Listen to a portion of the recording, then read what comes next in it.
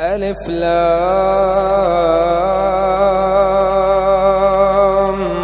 را تلك آيات الكتاب الحكيم أكان للناس عجبا أن أوحينا إلى رجل منهم أن أنذر الناس وبشر الذين آمنوا أن لهم قدم صدق عند ربهم قال الكافرون إن هذا لساحر عليم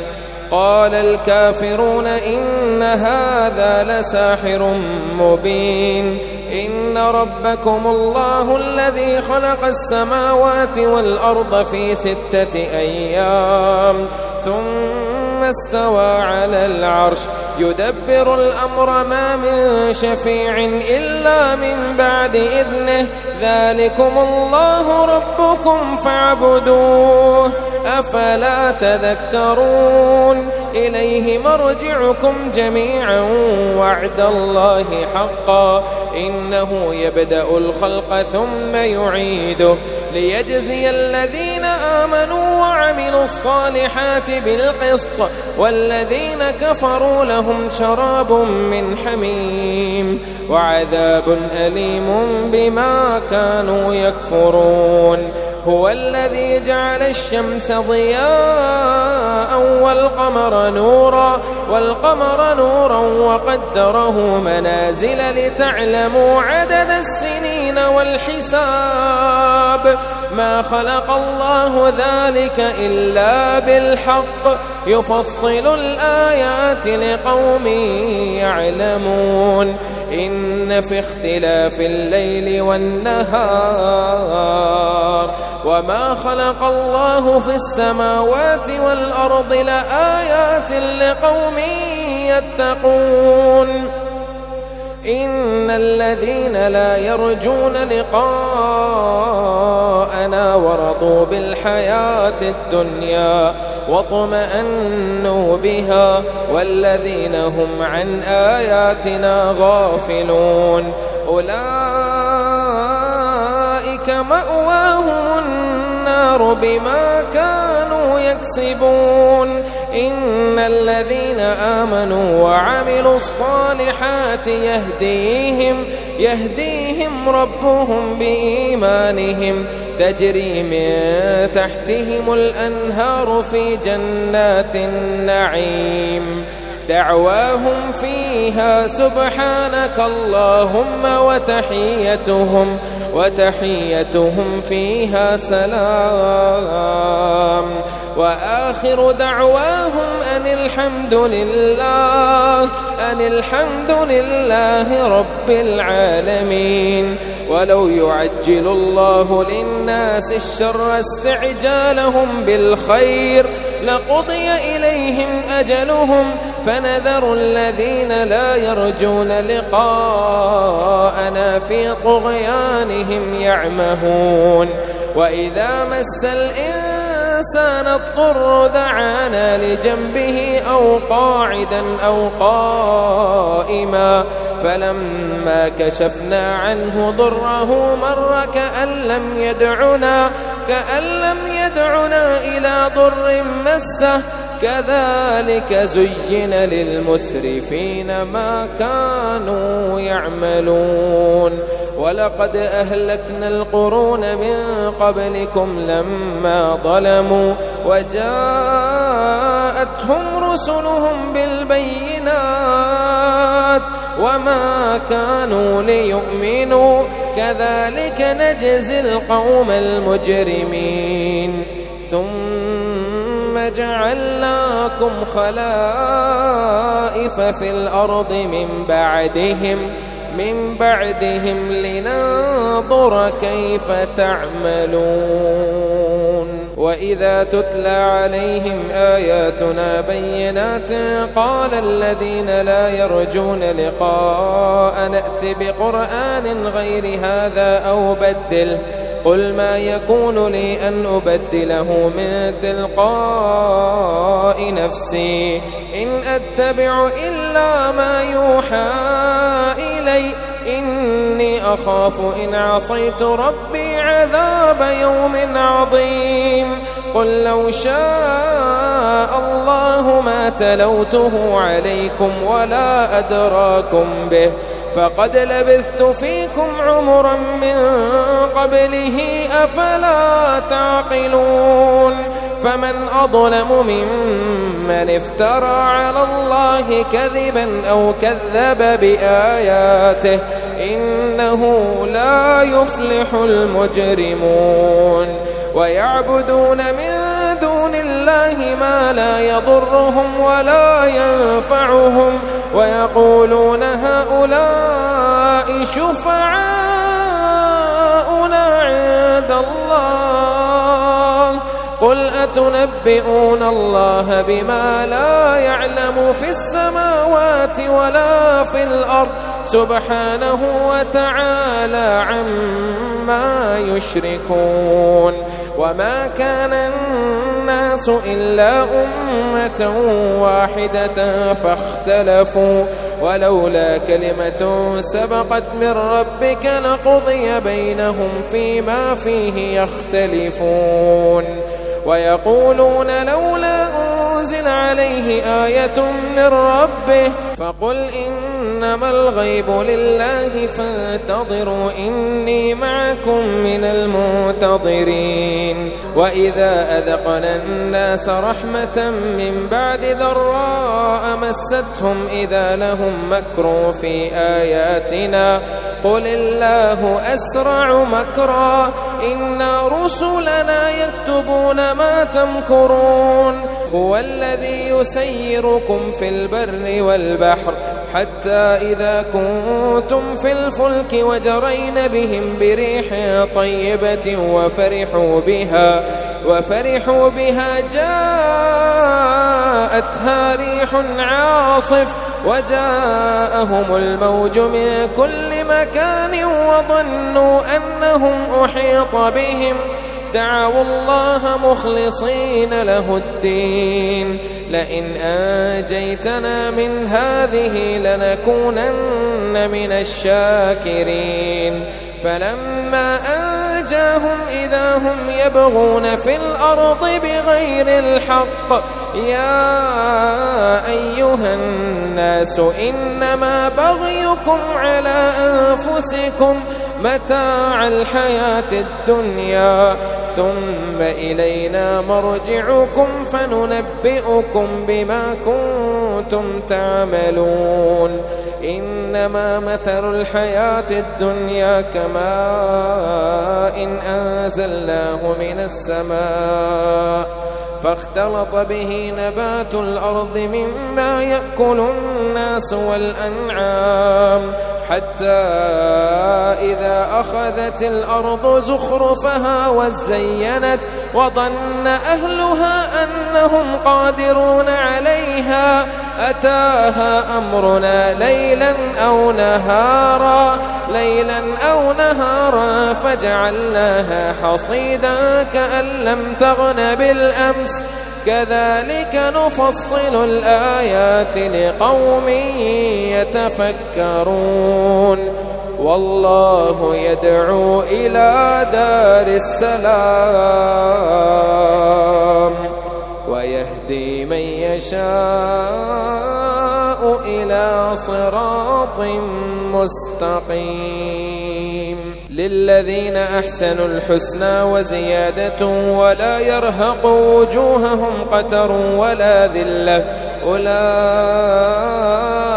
أصحاب الجنة هم فيها خالدون والذين كسبوا السيئات جزاء سيئة بمثلها وترهقهم ذلة ما لهم من الله من عاصم كأنما أغشيت وجوههم قطعا من الليل مظلما أولئك أصحاب النار هم فيها خالدون ويوم نحشرهم جميعا ثم نقول للذين أشركوا مكانكم أنتم وشركاؤكم فزيلنا بينهم وقال شركاؤهم ما كنتم إيانا تعبدون فكفى بالله شهيدا بيننا وبينكم إن كنا عن عبادتكم لغافلين هنالك تبلو كل نفس ما أسلفت وردوا إلى الله مولاهم الحق وضل عنهم ما كانوا يفترون قل من يرزقكم من السماء والأرض أم من يملك السمع والأبصار ومن يخرج الحي من الميت ويخرج الميت من الحي ومن يدبر الأمر فسيقولون الله فقل أفلا تتقون فذلكم الله ربكم الحق فماذا بعد الحق إلا الضلال فأنى تصرفون كذلك حقت كلمة ربك على الذين فسقوا أنهم لا يؤمنون قل هل من شركائكم من يبدأ الخلق ثم يعيده قل الله يبدأ الخلق ثم يعيده فأنى تؤفكون قل هل من شركائكم من يهدي إلى الحق قل الله يهدي للحق أفمن يهدي إلى الحق أحق أن يتبع أمن لا يهدي إلا أن يهدى فما لكم كيف تحكمون وما يتبع أكثرهم إلا ظنا إن الظن لا يغني من الحق شيئا إن الله عليم بما يفعلون وما كان هذا القرآن أن يفترى من دون الله ولكن تصديق الذي بين يديه وتفصيل الكتاب لا ريب فيه من رب العالمين أم يقولون افتراه قل فأتوا بسورة مثله وادعوا من استطعتم من دون الله إن كنتم صادقين بل كذبوا بما لم يحيطوا بعلمه ولما يأتهم تأويله كذلك كذب الذين من قبلهم فانظر كيف كان عاقبة الظالمين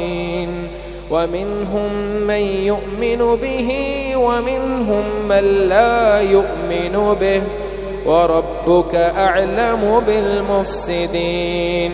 وإن كذبوك فقل لي عملي ولكم عملكم أنتم بريئون مما أعمل وأنا بريء مما تعملون ومنهم من يستمعون إليك أفأنت تسمع الصم ولو كانوا لا يعقلون ومنهم من ينظر إليك أفأنت تهدي العمي ولو كانوا لا يبصرون إن الله لا يظلم الناس شيئا ولكن الناس أنفسهم يظلمون ويوم يحشرهم كأن لم يلبثوا إلا ساعة من النهار يتعارفون بينهم قد خسر الذين كذبوا بلقاء الله وما كانوا مهتدين وإما نرينك بعض الذي نعدهم أو نتوفينك فإلينا مرجعهم ثم الله شهيد على ما يفعلون ولكل أمة رسول فإذا جاء رسولهم قضي بينهم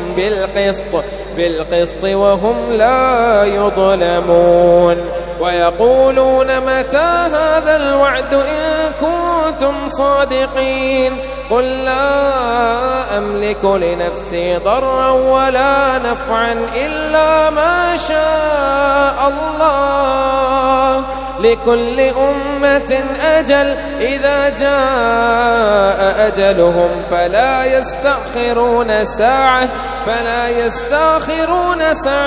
ولا يستقدمون قل أرأيتم إن أتاكم عذابه بياتا أو نهارا ماذا يستعجل منه المجرمون أثم إذا ما وقع آمنتم به الآن وقد كنتم به تستعجلون ثم قيل للذين ظلموا ذوقوا عذاب الخلد هل تجزون إلا بما كنتم تكسبون ويستنبئونك أحق هو قل إي وربي إنه لحق وما أنتم بمعجزين ولو أن لكل نفس ظلمت ما في الأرض لافتدت به وأسروا الندامة لما رأوا العذاب وقضي بينهم بالقسط وهم لا يظلمون ألا إن لله ما في السماوات والأرض ألا إن وعد الله حق ولكن أكثرهم لا يعلمون هو يحيي ويميت وإليه ترجعون يا أيها الناس قد جاءتكم موعظة من ربكم وشفاء لما في الصدور وهدى ورحمة للمؤمنين قل بفضل الله وبرحمته فبذلك فليفرحوا هو خير مما يجمعون قل أرأيتم ما أنزل الله لكم من رزق فجعلتم منه حراما وحلالا قل الله أذن لكم أم على الله تفترون وما ظن الذين يفترون على الله الكذب يوم القيامة إن الله لذو فضل على الناس ولكن أكثرهم لا يشكرون وما تكون في شأن وما تتلو منه من قرآن ولا تعملون من عمل إلا كنا عليكم شهودا إذ تفيضون فيه وما يعزب عن ربك من مثقال ذرة في الأرض ولا في السماء ولا أصغر من ذلك ولا أكبر إلا في كتاب مبين ألا إن أولياء الله لا خوف عليهم ولا هم يحزنون الذين آمنوا وكانوا يتقون لهم البشرى في الحياة الدنيا وفي الآخرة لا تبديل لكلمات الله ذلك هو الفوز العظيم ولا يحزنك قولهم إن العزة لله جميعا هو السميع العليم ألا إن لله ما في السماوات وما في الأرض وما يتبع الذين يدعون من دون الله شركاء إن يتبعون إلا الظن وإن هم إلا يخرصون هو الذي جعل لكم الليل لتسكنوا فيه والنهار مبصرا إن في ذلك لآيات لقوم يسمعون قالوا اتخذ الله ولدا سبحانه هو الغني له ما في السماوات وما في الأرض إن عندكم من سلطان بهذا أتقولون على الله ما لا تعلمون قل إن الذين يفترون على الله الكذب لا يفلحون متاع في الدنيا ثم إلينا مرجعهم ثم نذيقهم العذاب الشديد بما كانوا يكفرون واتل عليهم نبأ نوح إذ قال لقومه يا قوم إن كان كبر عليكم مقامي وتذكيري بآيات الله فعلى الله توكلت فأجمعوا أمركم وشركاءكم ثم لا يكن أمركم عليكم غمة ثم قضوا إلي ولا تنظرون فإن توليتم فما سألتكم من أجر إن أجري إلا على الله وأمرت أن أكون من المسلمين فكذبوه فنجيناه ومن معه في الفلك وجعلناهم خلائف وأغرقنا الذين كذبوا بآياتنا فانظر كيف كان عاقبة المنذرين ثم بعثنا من بعده رسلا إلى قومهم فجاءوهم بالبينات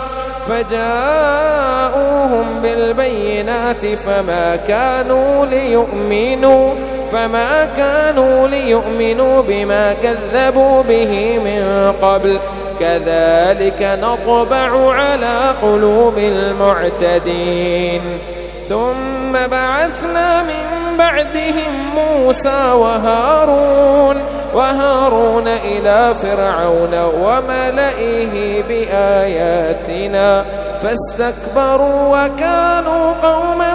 مجرمين فلما جاءهم الحق من عندنا قالوا إن هذا لسحر مبين قال موسى أتقولون للحق لما جاءكم أسحر هذا قال موسى أتقولون للحق لما جاءكم أسحر هذا ولا يفلح الساحرون قالوا أجئتنا لتلفتنا عما وجدنا عليه آباءنا وتكون لكما الكبرياء في الأرض وما نحن لكما بمؤمنين وقال فرعون ائتوني بكل ساحر عليم فلما جاء السحرة قال لهم موسى ألقوا ما أنتم ملقون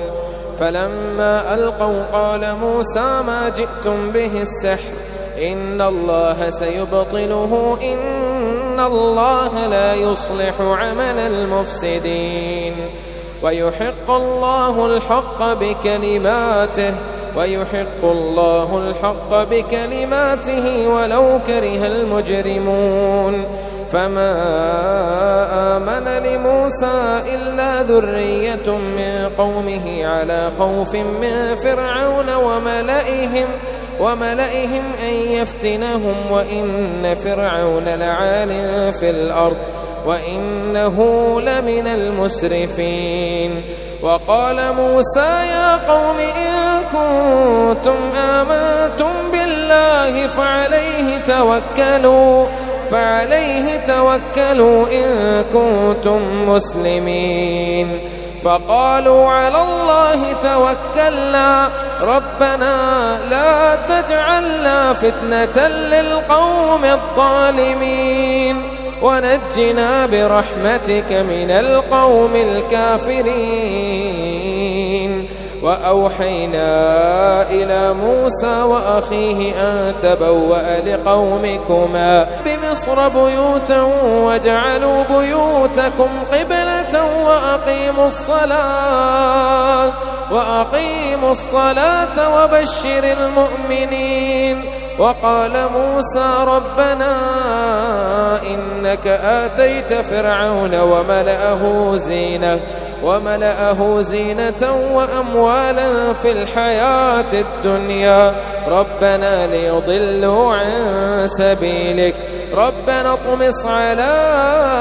أموالهم واشدد على قلوبهم فلا يؤمنوا حتى يروا العذاب الأليم. قال قد أجيبت دعوتكما فاستقيما ولا تتبعان سبيل الذين لا يعلمون.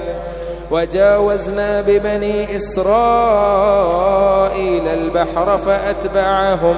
فأتبعهم فرعون وجنوده بغيا وعدوا حتى إذا أدركه الغرق قال آمنت أنه لا إله إلا الذي آمنت به بنو إسرائيل وأنا من المسلمين. الآن وقد عصيت قبل وكنت من المفسدين فاليوم ننجيك ببدنك لتكون لمن خلفك آية وإن كثيرا من الناس عن آياتنا لغافلون. ولقد بوأنا بني إسرائيل مبوأ صدق ورزقناهم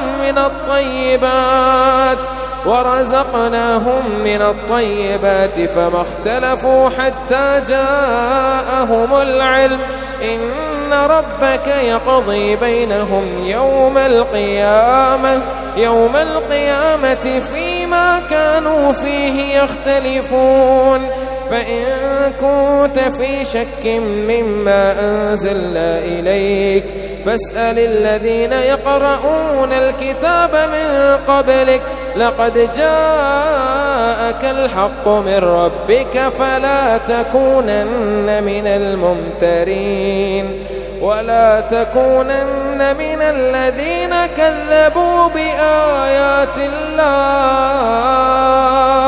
فتكون من الخاسرين. إن الذين حقت عليهم كلمة ربك لا يؤمنون ولو جاءتهم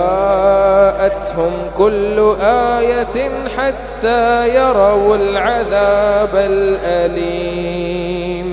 فلولا كانت قرية آمنت فنفعها إيمانها إلا قوم يونس لما آمنوا كشفنا عنهم عذاب الخزي في الحياة الدنيا ومتعناهم إلى حين. ولو شاء ربك لآمن من في الأرض كلهم جميعا أفأنت تكره الناس حتى يكونوا مؤمنين وما كان لنفس أن تؤمن إلا بإذن الله ويجعل الرجس على الذين لا يعقلون. قل انظروا ماذا في السماوات والأرض وما تغني الآيات والنذر عن قوم لا يؤمنون. فهل ينتظرون إلا مثل أيام الذين خلوا من قبلهم قل فانتظروا إني معكم من المنتظرين ثم ننجي رسلنا والذين آمنوا كذلك حقا علينا ننجي المؤمنين. قل يا أيها الناس إن كنتم في شك من ديني فلا أعبد الذين تعبدون من دون الله ولكن أعبد الله الذي يتوفاكم وأمرت أن أكون من المؤمنين وأن أقم وجهك للدين حنيفا ولا تكونن من المشركين ولا تدع من دون الله ما لا ينفعك ولا يضرك فإن فعلت فإنك إذا من الظالمين وإن يمسسك الله بضر فلا كاشف له إلا هو وإن يردك بخير فلا راد لفضله يصيب به من يشاء من عباده وهو الغفور الرحيم قل يا أيها الناس قد جاءكم الحق من ربكم فمن اهتدى فإنما يهتدي لنفسه ومن ضل فإنما يضل عليها